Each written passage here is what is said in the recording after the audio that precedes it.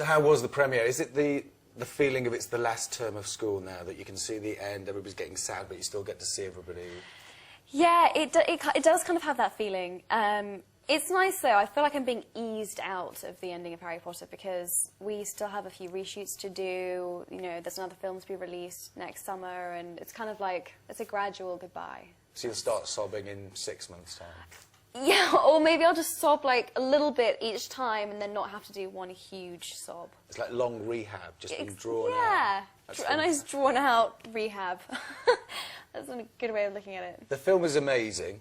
Thank you. It stands in, I said to the director before, I said, if you hadn't seen any of the other films, it still stands alone as a good film with all the characters developed. I'm so relieved that you said that, because I was worried that, you know, seven movies in, that if the audience hadn't seen what came before, then they wouldn't really maybe enjoy it as much. But I keep hearing that people think it's a standalone movie, so it's fresh, happy, and it has about that. an essence of James Bond about it. The first 20 minutes is frenetic, and then... It is. Thank you. I've actually been saying Bourne Identity, but either it's interchangeable.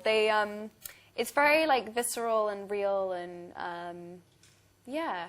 And frightening. And frightening and terrifying. Yes. Terrifying. You were quoted somewhere saying that it's not like Twilight. The sexuality isn't there, or if it is, it's suggested, and this film touches on it a little bit more. It does. So it's no surprise to you that all the papers start to pick up on that. Yeah, yeah, I mean, pretty much every interview I've done over the past few days has been centred around this kiss that I have with Dan, and I mean, it's fair enough. These have been children's stories, really, and now they've evolved into this kind of adult thing. But he said you were like an animal. I keep hearing this. It's so embarrassing. I don't know what to say. You're a committed actress. That's what you say. Yes, thank you. I'm a committed and dedicated actress. I'm professional, and I just want to give everything that I can to my role. No, I don't know. I think it's a compliment. I said to him last night, I was like, "You've been telling everyone that I'm an animal." He was like, "No, you're misinterpreting it. I was meaning that in a good way. I give you a 10 out of... I don't know. He says he gives me a 10 out of 10 for kissing, so I've let him off all of these comments, but... We will be asking about that too. Yes.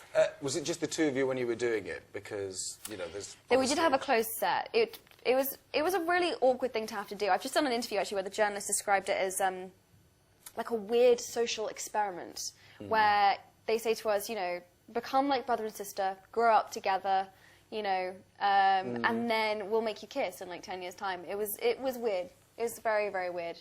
And it felt awkward, but as we just discussed, I gave it my all. Well, Michael Caine, I interviewed him once, and he said he had to kiss a man in a film, and he took a bottle of vodka, and the two of them drank it before they did it because it was such a weird thing. Did you have a conversation with Daniel before you did it, or did you say, let's just do this? That's the great thing about Dan, is that he's chatty, and we had a good laugh about it before we did it, and as we were doing it. And then by take 3, it just got boring. Really? Oh, when we tell it, you were an animal. No, and I no. In a good way, in like a, I didn't feel sick, like heart beating out of my chest kind of feeling, so. Well, it's good that you didn't feel physically sick kissing him. Yes. He's a heartthrob. He is a heartthrob. He's a very good-looking man.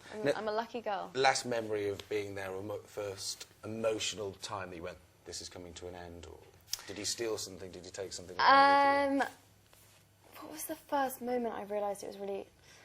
It was like the last 2 or 3 weeks when we did our last scene in the Great Hall. And even though it was kind of... it was covered in rubble, and for this last scene, it still was the last time I knew I would be in that space, and that felt very strange because I feel like I grew up in that space. And then, what was the other question? Did you steal anything as a memento? Did I steal anything? I didn't steal anything. You were given. I asked for permission to take my time turner from the 3rd movie. That was my favourite movie to film, and. I just thought that prop was so beautiful. So I have that, and I took my wand and a cloak. That's not bad. Not bad, not bad. And actually, it was very sweet. The producers, as a leaving gift, gave me a watch, which has the dates that I started and that I ended engraved on the inside. And I love wearing that, so that's a nice memento as well. Don't lose it. I won't. I'll try not to. I'm actually really forgetful with that kind of thing, so I'll have to be super careful.